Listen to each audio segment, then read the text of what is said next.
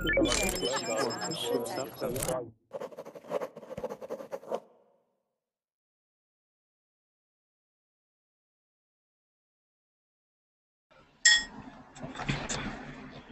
guys, my name's Samantha, and this is an advanced reading class.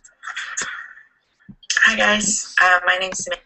Today we're going to be looking at an article about Neil Armstrong. Hello. Hello. Using out the premium thing? No. No way. You must be. How else did you get in class? I have reservation. How'd you get reservations? I liked the Verbling page and some different tutings more, and they gave me 3 reservations. Cool. Have you used any of them yet? Yes. Hi to everybody watching. You guys can join in about 2 minutes as soon as the button is green. So if you want to join classes early, you can become a premium member. Here's the link. It's $25 a month for unlimited class reservations. Hi, Raphael. Hello, good morning. How are you? Good morning. How about in Paris? Good. It looks kind of sunny. It's starting to get bright out. It's nice. Okay. Yesterday I panicked because the brightness has been changing so quickly. Like 2 weeks ago at this time it would have been pitch black outside. Yeah. And I thought I was late for work yesterday. I woke up and it was really bright out and I started like panicking and running around thinking I was late. But it was just because things have changed. The spring is right now here. Yeah, exactly. Okay. Like, oh, it can't be this bright. I usually walk to work in the dark. It was freaking out. And that was fine. Yes. So here's a warm-up question. All right. Oops. Tell us your name, where you're from, and about. Tell us your name, where you're from, and about one tradition that your family has. So something you do like on a holiday or some sort of tradition. So I'm Samantha, obviously. I'm from Canada. And on Christmas, me and my family, we always open a present early the night before. And it's always pajamas. Same thing every year. Every year. Raphael, what about you? I'm Rafael. I'm from Spain, Madrid. And one tradition in my family is also in Christmas, have a big dinner all together with a lot of discussion and arguing between us. Cool. Very nice. And hi, Mike. Hi, Samantha. Hi, Furkan. Hi, Servet. Hi, everybody. Hi, everyone. Can you tell us your name, where you're from, and about a tradition that your family has? Okay.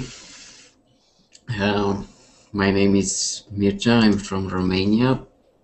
Regarding traditions, I don't know what to tell. Okay. That's all right.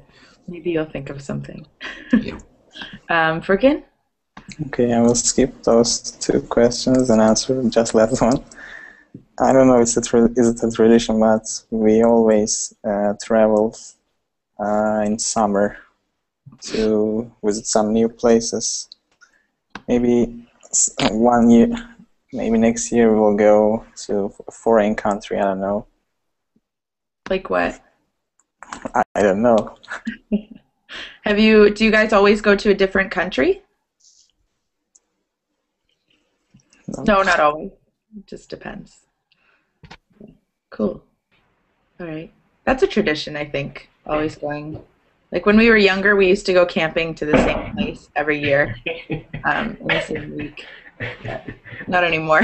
A little old for that, and none of us live together anymore. So, hey, Hoyan, Hello, how are you? I'm fine, thank you. Can you tell us about a tradition that your family has? I don't think that our family has a tradition. Maybe it's kind of a routine that we like clean things up together on every Saturday. Oh, really? Yeah. I wish we should have done that in my house. It's a good idea. Hey, Servet. Hey, hey, I'm Servet. I'm from Turkey. Tradition, I don't know, just little things. But maybe when you marry, people bring you some like gifts, like gold in the wedding, in Turkey. Maybe you can consider it as a tradition. What do you bring? If somebody marries in their weddings, Mm-hmm. you bring like gold coins or little gifts Oh. according to your economic situation to help them. Yes. Okay, cool. Yeah, we do that too, but usually you actually bring a gift, like you buy something for them. Some people just bring. Usually they do. Do you guys do buck and does where you guys are from? Do you know what a buck and doe is? No. Or a stag and doe? There's two different names for it. It's like a big party that a couple has before they get married to raise money. They'll do it like maybe 5-6 months before their wedding date, and people have to buy tickets to go to it, and they sell a lot of alcohol, and it's just like a huge party. It's really popular in North America to do that. It's a way for the couple to save money up for the wedding, or to make some money, and for everyone to kind of support them. Never heard of those? Maybe it's just in North America. Yeah, a lot of drunks. Yeah, exactly. Because it's their friends. Like, oh, I want to support them. I'm going to spend so much money, so they have so much more money for their wedding, which means I'm going to buy the entire bar. It's scary. Yeah, they're fun though. They're fun, and you do like different games and stuff. Karaoke. I don't know. So today we're going to do some vocabulary and read an article about Neil Armstrong. So I believe Firkin gave you guys the link up at the top of the chat. So it's there if you want it. And I'll share my screen so everybody outside can see what's going on while we're going. So first thing we're going to do is just look at the new vocabulary, and then we're going to read a text containing those words, and then we're going to do some comprehension and talk about it a little bit. So here's the article. Is that big enough? Hopefully, because I don't think I can make it any bigger. Yes. Okay. So maybe, Raphael, can you read the words for us that are in the text or in the box? Perfect. I can see properly. Okay, maybe it will. I'm a little bit tipsy, I think. If you with your party. If you press Control and minus, or on a Mac it's Command and minus, it'll zoom out and it makes the chat smaller and the video bigger. So yeah, that might be a little bit better. Can you see it now? No. Okay. Not very good, but. Do you, reluctant is the first. Nerdy. Oh, I can see properly. It's okay. I gave you the link in the chat to the article, so you can follow along there if you want, if it's easier. Maybe Servet, can you read the words in the box? Okay. Reluctant, nerdy, epitome, morning, soul-surging, paltry, icon, barren, audacious, dismay. Yes. So, what does reluctant mean? Reluctant. Not eager to do that, maybe. Eager? No. Not eager. Not eager. Yeah, exactly. Yes. It's the opposite of being eager to do something. So if you're reluctant, you're not really sure about it, you don't really want to do it, you're a little bit nervous maybe. What about paltry? Have you ever heard this word before? No. No. So a paltry amount of something means a very little amount of something. So if you have like a paltry amount of food, maybe your family is starving and you guys barely have any food to get by. Or if you have a paltry amount of money, it means you're very poor. So it just means, yeah, it's pretty much always used to describe the amount, like what Hoyen just typed, a paltry amount of something. And to be reluctant isn't necessarily doing it against your will. Like, it's not like someone is forcing you to do something. It's just kind of an internal conflict for you. Like, you're not really sure about something.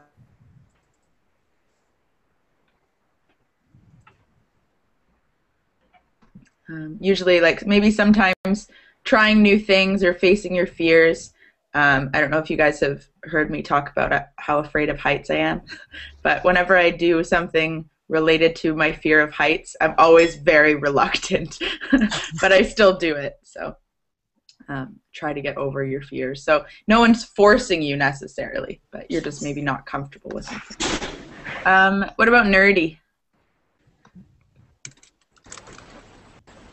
Basically, I think it's what comes from nerd. Nerd, the same thing. Very studious person. Maybe they don't have social life like me. Just study. Yeah, exactly. So nerdy, geeky, dorky, they're all kind of synonyms. Someone who's like very into computers and maybe very smart, doesn't have much of a social life, kind of keeps to themselves. Sometimes you hear people being called a gamer. Someone who just sits at home and plays video games all the time. That's a gamer, so you might also call them a nerd.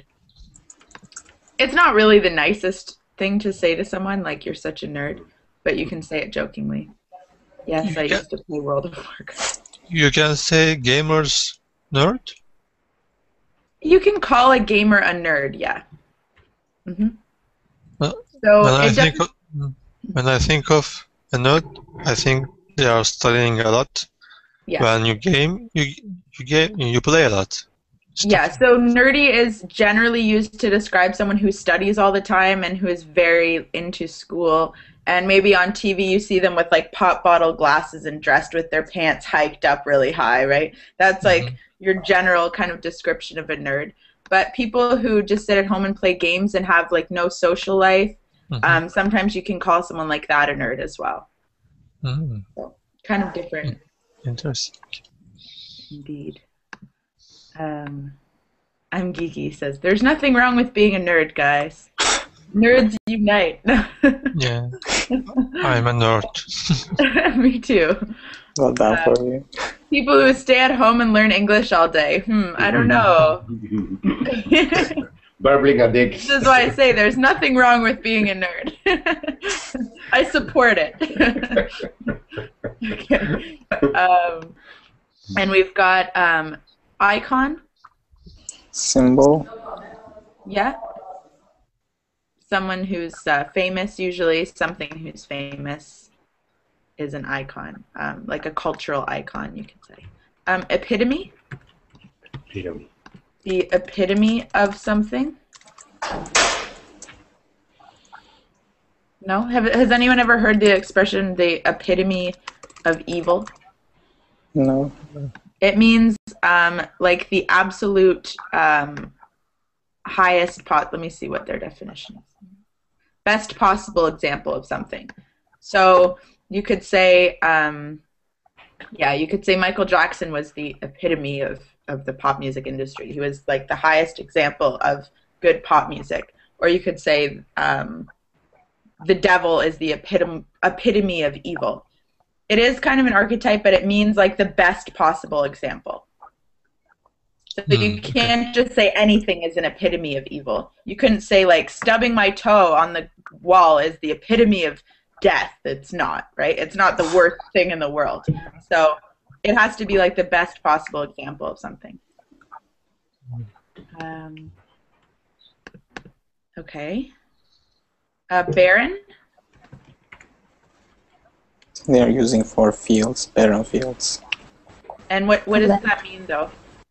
Sterile, arid. It's very dry. Yeah, or empty. Very dry.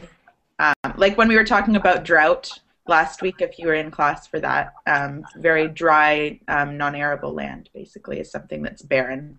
So you think of kind of a big empty dirt field that has nothing in it, right? So you can cultivate in it, right? You could, yeah, but usually it's dry, and you could probably cultivate the land, but not necessarily. There might be a reason why it's barren, because it's like there's been a drought and it's not very good soil. It's possible. But if it is not arable, you cannot cultivate anything. Yeah. It's just kind of a general description for like a big empty space, and it's usually talking about farmland or like cropland that has no plants or nothing in it. Yes. And it's dry. So it kind of goes along with drought. Mourning? For that. You're very sad. Yeah. Adore. So if somebody passes away and you're grieving is a synonym, grieving your loss, you're mourning them. So remember, mourning with a U means that versus mourning without a U is like, good morning. So not the same thing. What about audacious? Is it same as Daring. lament? Mourning and lament? Lament. Yes. Lament? Yep. And grieving. Yeah. Audacious? Daring. Sorry? Intrepid. Daring. Daring. Yeah. Daring, yeah, exactly. So doing something without thinking about the consequences, just kind of going for it, is being audacious. Soul searching? Also. No, there are two spellings. Introspection or something similar.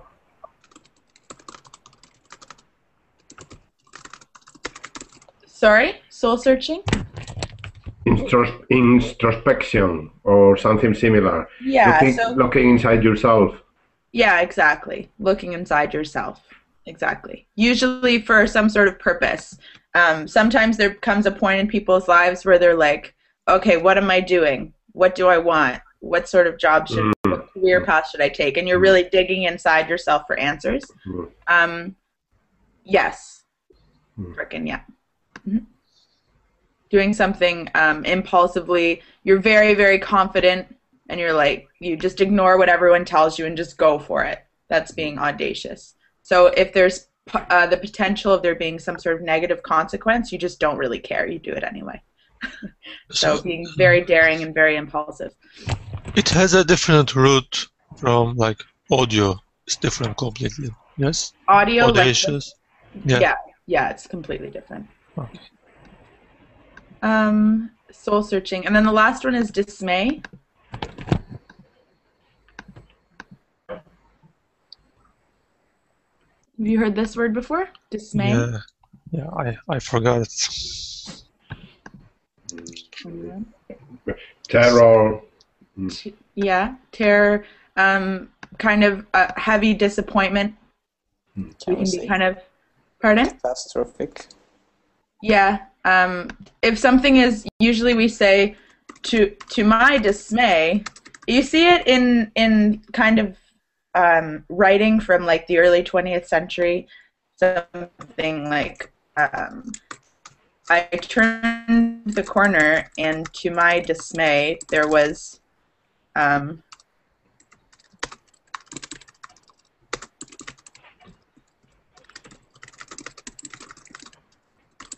turned a corner and to my dismay there was a dead animal at the side of the road. Okay. So to my dismay, saying that means that you've seen something kind of shocking or horrific or traumatizing, something that's maybe disappointing to you, concerning. And that's the most common use of it, to my dismay or to his dismay. So is it not so bad, isn't it? It's not like the end of the world, no. It's not the worst emotion ever. It's just kind of something that's either shocking, surprising, or maybe disappointing that has just kind of affected you in a way.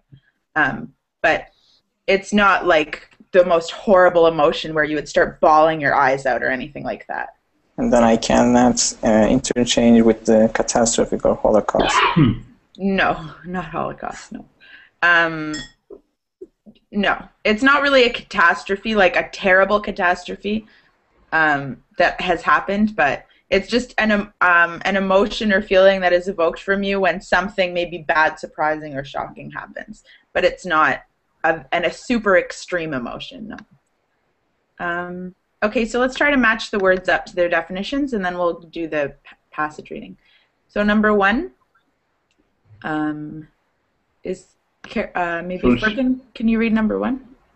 Is careful thoughts about your beliefs, attitudes, or actions because you think it's important to behave in an honest and moral way.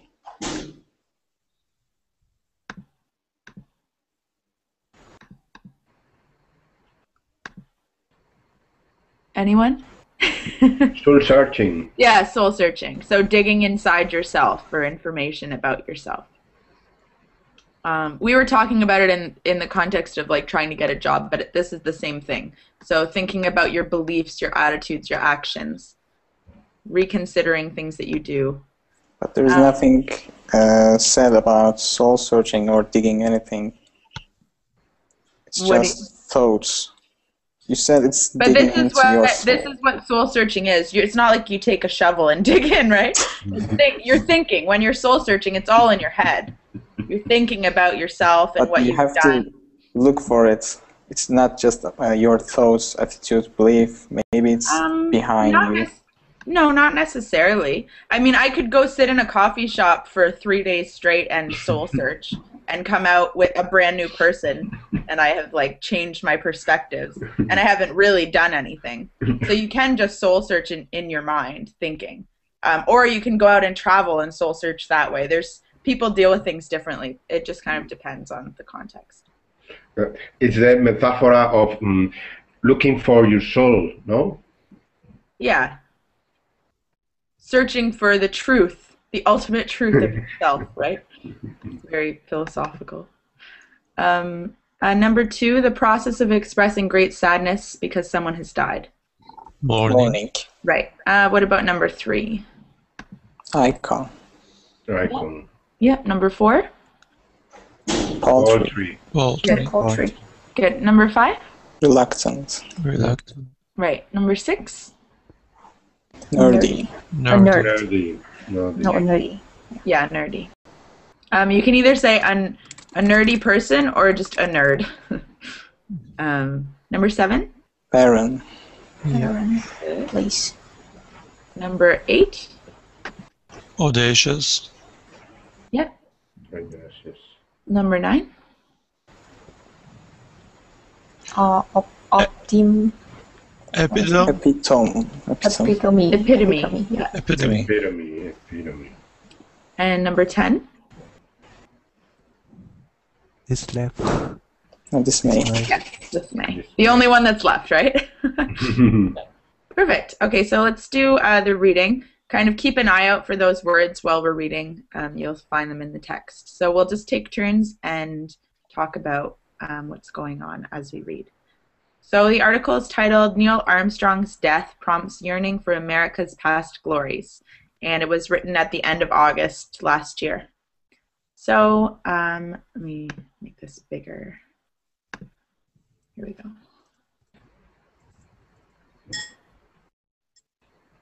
So let's start over at the left with Evgen. Are you there? Or Evgen? No? Hoyan? Yeah. Okay, go ahead. The death of Neil Armstrong, the first man to walk on the moon, has prompted a bout of soul-searching about America's national destiny as well as mourning for an icon of the 20th century. As tributes continued to pour in for the former astronaut who died aged 82, there were also expressions of regret that no human has been back to the moon since 1972, just 3 years after Armstrong set foot on it and gave his famous giant leap from mankind speech. Good. There's a few little expressions in here. We see soul searching, first of all, right? There's our vocab word. And then we've got icon, morning. And he says, tributes continued to pour in. That's an expression. Usually we use the word pour when we're talking about water, like pouring a glass of water or pouring coffee. In this case, it's money. Yeah, it's talking about money pouring in or coming in. But tributes pouring in for the astronaut, meaning, do you know what a tribute is? It's not necessarily money. Yeah. Congratulations. I can't pronounce it. Can you type it? Something to show your respect. Congratulations. Yeah, something to show your respect. So maybe like a little statue or something like that. Something to kind of remember him. So they poured in, meaning a lot of them happened at once. Where is the other one I wrote down? Oh, about of soul searching. Notice the space. It's not the word about, right? It's a bout of. Have you heard that before? No. Nope. What do you think it means? About of. Pardon? Be a movement. About of. Yeah. A time period, basically. Like an amount of time, a period of soul searching. So when his death happened, there was kind of a period of time where all of these people started to mourn and soul search and think about their own lives. So it kind of triggered that. Yeah, so basically people are reconsidering things after he passed away because no one's touched the moon since 1972. So that's making people kind of rethink, right? Okay, let's look at number 2. Firkin? Elliot Polham, chief executive of the Space Foundation, decried today's lack of backing for America's space agency, NASA, compared with the vast resources devoted to the moon landings program in the 1960s. In this age of timid exploration of goals and paltry how can I pronounce it? NASA. NASA budgets, Armstrong looms as a larger-than-life reminder of what our nation was once capable of, he said. Polham said the real-life drama of Armstrong's moon landing, watched by a fifth of the world's... Sorry, I had to scroll down. I missed that. Where is it? Right here. The fifth. World's population was unlikely to be repeated now, except fictionally in a summer blockbuster. He said, in an age when Hollywood and professional sports manufacture so-called heroes, Armstrong exemplified the right stuff. He was the real deal. Okay. These are old expressions. Even though this was written recently, it's an expression that kind of an older person would probably say. Means he has the right stuff. Means like he's a really good guy. He knows what's going on. He's very smart. He was the real deal. That kind of means the same thing. You wouldn't really say that about a person anymore. It's kind of old-fashioned. Were there any vocabulary words? Maybe decried? Yes. Okay, so the chief executive decried today's lack of backing for America's space agency. What do you think it means, reading it in context? Didn't cry. Okay. Didn't cry, okay. Maybe. Complain. Do you know what the word denounce means? Yeah. Yes. It's pretty much a synonym. So to kind of condemn. So he was very upset about the fact that there's a lack of backing and funding for NASA compared to the 1960s. So he decried this lack of funding. He was kind of publicly saying, like, this is terrible and condemning it to the public, decrying it. Okay. Any other words? Vast, did you say? Timid. Oh, timid. Timid means, where's timid? Let me find it. Oh, I can't find it. The fifth line. No, it was 1960s. Oh, there it is. Timid exploration. Timid Okay. exploration goals and paltry NASA budgets. Okay, timid Right. generally means shy, usually. Or in this case, it's saying the exploration goals are timid, meaning that people aren't being audacious, basically. People aren't being daring and aren't taking chances, and they don't have big goals for exploration. They're being very timid about it, very shy. They're not really planning out any upcoming adventures to the moon. So minimal, shy kind of goals. And there's that word paltry that we learned. So saying that the NASA budget is very low.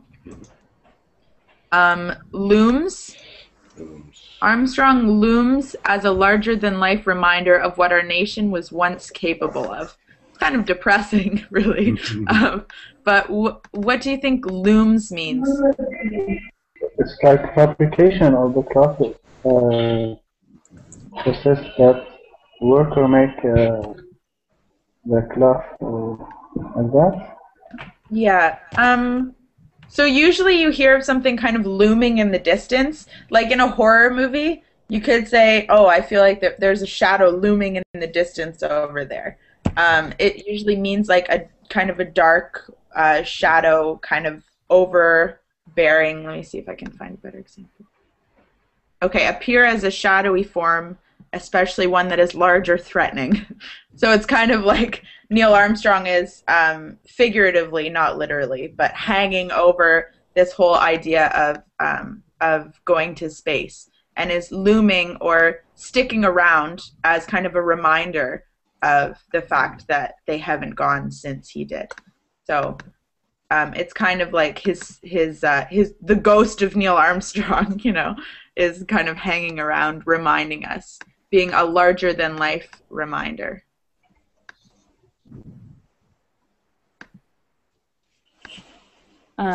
Stand over someone in a threatening way. Yeah, exactly.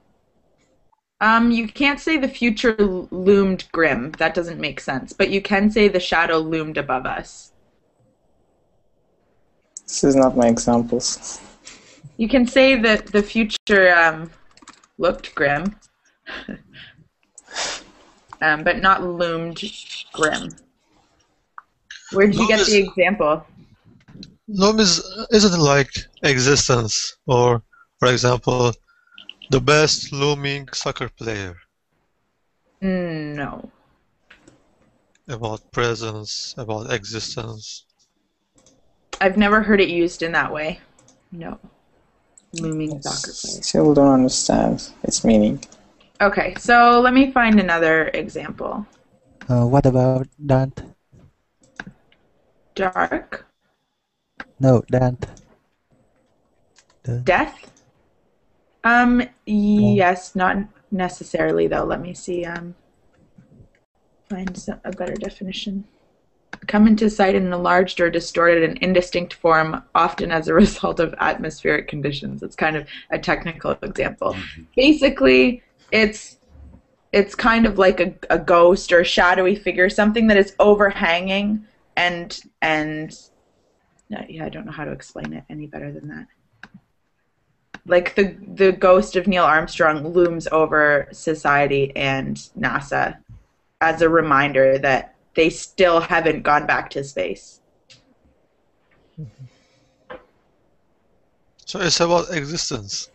Yeah, it's kind of about existence, but his ghost doesn't really exist. It's just the idea and the concept of the past that is still there, and it's still kind of floating in the back of people's minds. Yeah.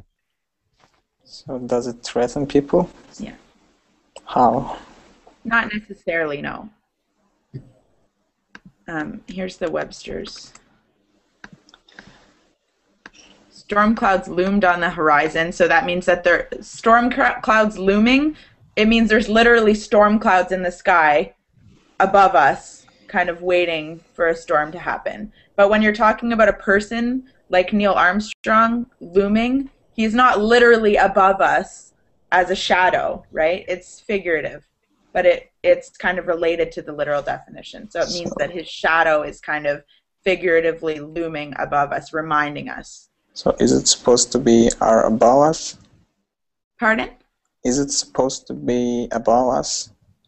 Above us? Yeah, you said it's Yeah, when something looms, it's usually in the distance, or it's kind of above you or coming at you, kind of. To appear in impressively great or exaggerated form. That's another.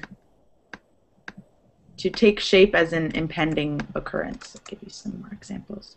So you can talk about storm clouds looming. Yeah. A person kind of, so in this case, Stalin looms over the whole human tragedy. Yeah, exactly. That's a good example, Ryan.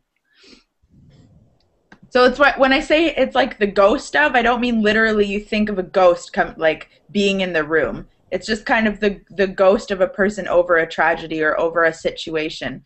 Like Armstrong kind of serves as the ghost of NASA going to the moon because it hasn't happened since then. So he's looming over that, reminding us about it. That doesn't mean that he was evil or a terrible person. It's not always a negative thing. Okay, now I understand. Can we say a risk is looming in the future? Like, I see a risk, but it's not exact. Yeah. Not so clear. Yeah, it has different meanings. So it can, that's the meaning of an impending occurrence, right? So something looms in the distance or looms in the future. You're waiting for it to happen. It's kind of looming over you, taunting you. But it also means a person or a thing that is attached to a certain situation. It's hard word to explain. Whew. Do you understand now? Yes. Okay. Let's move on. Okay. Yeah, don't call things blockbusters anymore either. The company Blockbuster went down the tube. It was a film company or a movie store, and for a long time we would always call things blockbuster hits. You can still kind of say it, but since the company doesn't exist anymore, it's a little bit outdated to call a very successful film a blockbuster. This guy decided to use it still in his article, but I wouldn't. Maybe he's an old writer. Yeah, maybe. I mean, he did use the right stuff and the real deal, so I don't know. Okay, let's What take does a it look. mean, exemplified? Exemplified. Made an example, makes an example of. Comes kind of from example. Okay.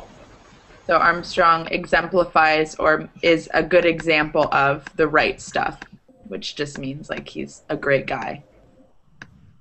It's the perfect guy. It does understand. Okay. Yes. Exemplify is actually a really good word to use when you're describing a person. Rather than saying that a person symbolizes or represents something, you can say that they exemplify a certain characteristic. Let's look at number 3. Mike, do you want to read? Yeah. Okay. Armstrong died following heart problems that ensued after he underwent bypass surgery near his Ohio home in early August. His recovery had been thought to be going well, and his death came as a surprise to many. A statement released by his family gave few details but spoke of a reluctant American hero and said to those who might want to pay tribute to him, honor his example of service, accomplishment, and modesty, and the next time you will walk outside on a clear night and see the moon smiling down at you, think of Neil Armstrong and give him a wink. Okay. What does that mean? Give him a wink. Like closing one eye. So this is kind of a romantic little vision here, but they're saying next time you're walking outside on a clear night, look at the moon and think of Neil Armstrong and wink. I'll do that, right? But it's just kind of like a very romantic vision of like trying to remember Neil Armstrong. I hope none of you go outside and wink at the moon. Someone might think you're a little bit crazy. His wife said. Okay, so he died following heart problems that ensued after he underwent bypass surgery. Ensued means What? means what? Came to be, you could say. Were a result of. Or as a result of. As a result of, yeah. So his heart problems happened or happened because of his bypass surgery. And do you know what it means to undergo something? Experience. Yeah. Yeah. Okay. Were there any other vocabulary words or anything that was... Yes. Yeah. What is the reluctant American hero? Was he unwilling about that? Okay, so a statement released by his family gave a few details, but spoke of a reluctant American hero and said to release him. Yeah, that's a really weird sentence. Because reluctant American hero would it kind of tells us that he was maybe a bit unsure about the adventure that he was going on, and he's a hero, but he was reluctant about what he did. I don't know if that's true or not, but that is it's saying what you think it's saying. I don't know exactly why they're saying that, but it's saying that his family released a statement and called him a reluctant American hero in the statement. And then we're saying if you want to pay tribute to him, go wink at the moon. I don't know. Maybe by calling him a reluctant American hero, they're saying that he was reluctant about being famous because of what he did. A little bit. That's true. A little bit strange of something to call him, but it might be that he was reluctant about the results of what happened, because I don't think he was reluctant about going to the moon. Like he had some speeches beforehand, and he was like, "We're gonna do this." Not quite, but he was pretty seemed pretty pumped about it. So I think maybe the reluctance is more about the aftermath. I don't know. They don't really go into that in any detail, right? They just kind of tell us that his family called him that. And another question. Yeah. Is the collocation pay tribute to someone? Yep. Yeah, it is. You pay tribute to someone. Pay tribute to something. Very, very, very common with that word. You wouldn't give a tribute, really. You pay a tribute, pretty much always. Yeah. So let's all go wink at Neil Armstrong. Okay, let's look at number 4. Raphael, would you like to read? Okay. Speaking from the White House, Barack Obama said the self-declared nerdy engineer was among the greatest of American heroes. Not just of his time, but of all time, he added. And when Neil stepped foot on the surface of the moon for... Okay, I'll get up to...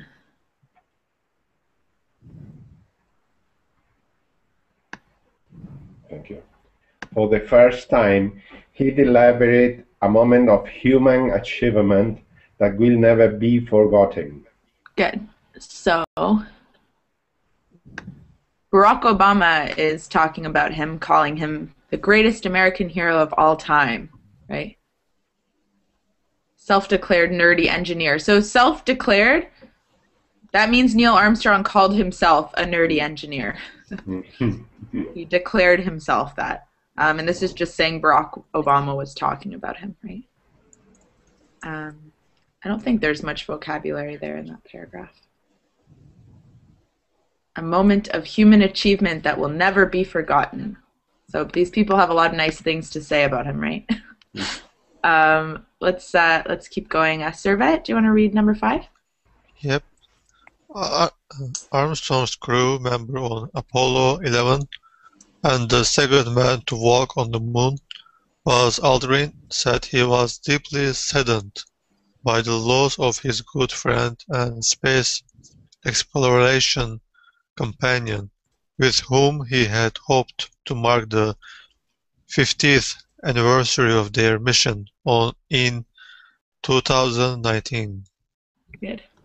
Poor Buzz Aldrin walked on the moon like right after him, but everybody remembers Neil Armstrong. This poor guy just happened to not get out first, right? But if you guys have seen Toy Story, you know there's Buzz Lightyear in Toy Story. Yeah. So that's maybe comes from Buzz Aldrin, right? The astronaut Buzz Lightyear. I have a question. Yeah, sure. Can we say Neil Armstrong overshadowed Buzz Aldrin? Yes. Okay. Yep. Because he's more famous than him. Yeah, you can say that. So Buzz, Mr. Buzz, is deeply saddened. So he's very sad about losing his friend when he passed away, who he had hoped to, here's another collocation, mark the anniversary, to mark a date. So he'd hoped to mark the 50th anniversary with him. They were hoping to make it to that 50th anniversary in 2019, but he passed away before that happened. All right. Let's look at number 6. This is a long one. Tran, are you there? Yes. Okay, would you like to read? Yeah. Whenever I look at the moon, I am reminded of that precious moment over 4 decades ago, when I stood on the desolate, barren, yet beautiful sea and of tranquility. He said in a statement, looking back at our brilliant blue planet Earth, suspended in the darkness of space, I realized that even though we were farther away from Earth than true humans had ever been, we were not alone. I'm just going to scroll. Yeah, we're right here. Literally, the entire world took that memorable journey with us. I know I am joined by many millions of others from around the world in mourning the passing of the true American hero and the best pilot I ever knew. My friend now took the small step but giant leap that changed the world and will forever be remembered as a historic moment in human history. Perfect. Good. Okay, so let's go back to the top. We stood on the desolate, barren, full sea of tranquility. So there's some poetic stuff for you there. So he's saying it was desolate, barren, yet beautiful. He's describing the moon's surface. So barren meaning it was empty. There is nothing there, empty space.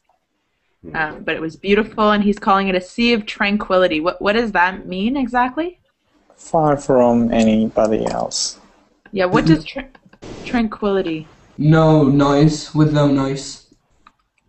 Tranquility is relaxed, be right. calm. Yeah, very calm, very peaceful, relaxing. It was silent, right? But also I think it's a place in the moon. But yeah. He's talking about the Earth, no? Yeah, that's why it's capitalized, right? Because it's actually a specific place. Let me see if I can find. I think it's a place in the moon. Yeah, it is. I'm trying to find. Here's a link on it. So that's why it's capitalized, Sea of Tranquility, because it's talking about the specific place on the moon. It's not just a general description. But yeah, tranquility means like peace, calm, quiet. And he continues to be poetic, right? Mm-hmm. Our brilliant blue planet Earth suspended in the darkness of space. So, but may I say something? Yeah. Because, you are very young, but I was 15 when this occurred, and it was the most important thing in the life of every people. Yeah. When he went to the moon, it was amazing. Every people was watching the TV. Remember that moment? It was very important. I was not alive yet. So we have a different perspective. Do you remember watching TV and seeing it? No, I remember I was in a camping with 15 years old or 14, and every people, all the guys, the young people, we are looking to the moon in that moment. If trying to see anything. Oh, you're looking like, I wonder if I can see him up there. Where is this guy? Yeah, that's funny. Okay. Yeah, no, I wasn't alive. Yeah, did you wink? You watching the moon. Oh my gosh, that's funny. Okay. Virtually the entire world. It's emphasizing that the entire world, virtually, literally the entire world, took the memorable journey with us. Yes. He took a small step, but a giant leap. What does that mean? That means he walks on the moon.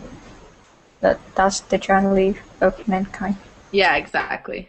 So he literally took one small step on the moon, but it was a giant leap for mankind. You hear that a lot. It's a pretty common expression when you're talking about this subject. Will forever be remembered. Yes. Okay. Number 7. Frankie? Alright, so across the US, there was a sense that he represented the achievement of a past age of American greatness, mainly focused on how the bid for the moon had been begun by John F. Kennedy, who as a president audaciously set the target of putting a man there in 1961 speech. Good. There's that word audaciously. Audaciously, yeah. The bid for the moon had begun by Kennedy, who as president audaciously set the target of putting a man there in a 1961 speech. So in 61, Kennedy made a speech claiming that someone would soon go to the moon. So that was a very audacious claim, something that he couldn't really support necessarily at the time. So, so that's kind of daring and saying something against the odds, right? Okay, number 8. Koyan. Armstrong, a quiet man who shunned fame, seemed to symbolize the dream fulfillment of a national goal rather than the current situation, which has seen NASA cancel or curtail numerous missions in the face of budget squeezes. Good.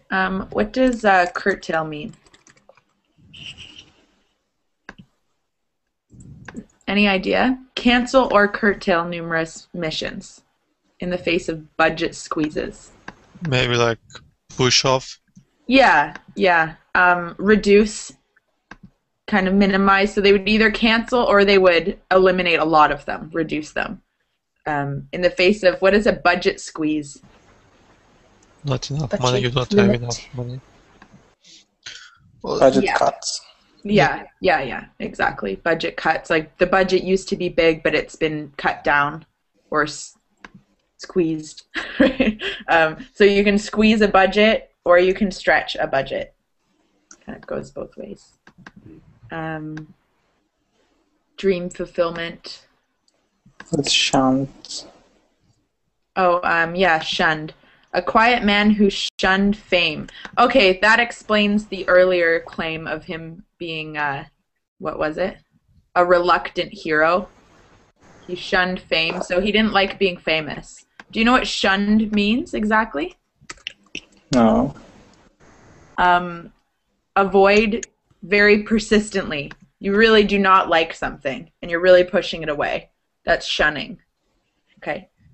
Persistently avoid something.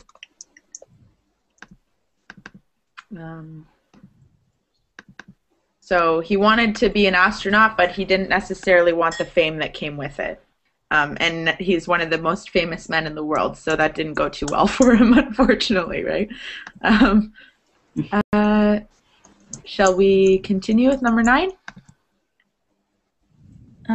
Yeah. Firkin?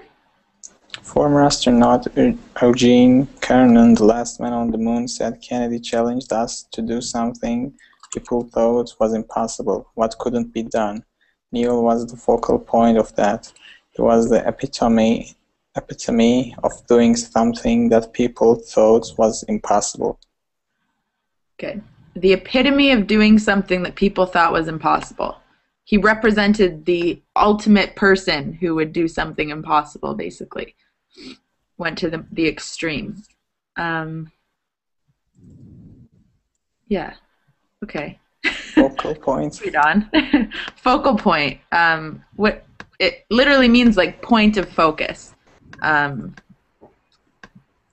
So it says Kennedy challenged us to do something. They're talking again about Kennedy's speech in '61 where he said someone will land on the moon. And all of a sudden these astronauts are like, okay, well, I guess we better go try to land on the moon. Right? So Kennedy challenged us to do something that people thought was impossible. And Neil was the focal point of that. He was the epitome of doing something that people thought was impossible. So he became the main focus of this challenge of Kennedy's. Yes, Mike, exactly. You can be the epitome of goodness, the epitome of evil. Anything when it's a person or thing to the most extreme is the epitome. You were almost say Mircea. I know, I almost did, but I can't pronounce it, so I don't want to say it wrong. All right. Does anyone recognize this guy's name? No. Yeah, me neither. These poor guys. Okay. I think this is the last paragraph, is it? Oh, no. Oh, well. We'll read one more. We're almost out of time. Midu, are you there? Ali? Yes, I'm here. Okay, do you want to read? Okay. Others too mourned Armstrong by decrying the state of the U.S. Is it this one? Yep, keep going. Today. Okay, decrying the state of the U.S. Today we cannot pass a budget through both houses and Congress in as much time as it took to send a man into orbit. Worst columnist Andrew Pasternak on the News and Culture website, Policy Mike. The time it took to rebuild Lower Manhattan after 9/11 will be longer than it took to build an entire space program and send a man to the moon. Okay, so there's an interesting comparison. The time it took to rebuild Manhattan after September 11th is longer than it took to build an entire space program and send a man to the moon. So they're saying today we can't pass a budget in as much time because of the current state of the U.S. and the state of budgets and the state of things that need to be passed in order to do something. It's not as easy anymore as it used to be to send a man to space. And here's our words: mourned and decrying. Right? So people were mourning the death by decrying the state of the U.S., complaining about, basically, condemning. They're really unhappy about it, and they're speaking out. Our class plan changed because of the loom. Oh, it's okay. It only took 5 minutes. I don't know. Hopefully you guys understand what loom means now. So there's a couple more paragraphs we didn't quite get to finish, but the link is close to the top of the chat. So if you want, you can take a look back and see what's there. So I'm going to give you my links, my Facebook and whatnot, and how to get a premium membership. And commercials. But yeah, I'll just give you a quick commercial. And I'm teaching the next class. It's a speaking class, and we're going to watch a TED Talk and discuss it. So hopefully I'll see you guys there. Okay. Thank you very much. See you. Bye. Bye-bye.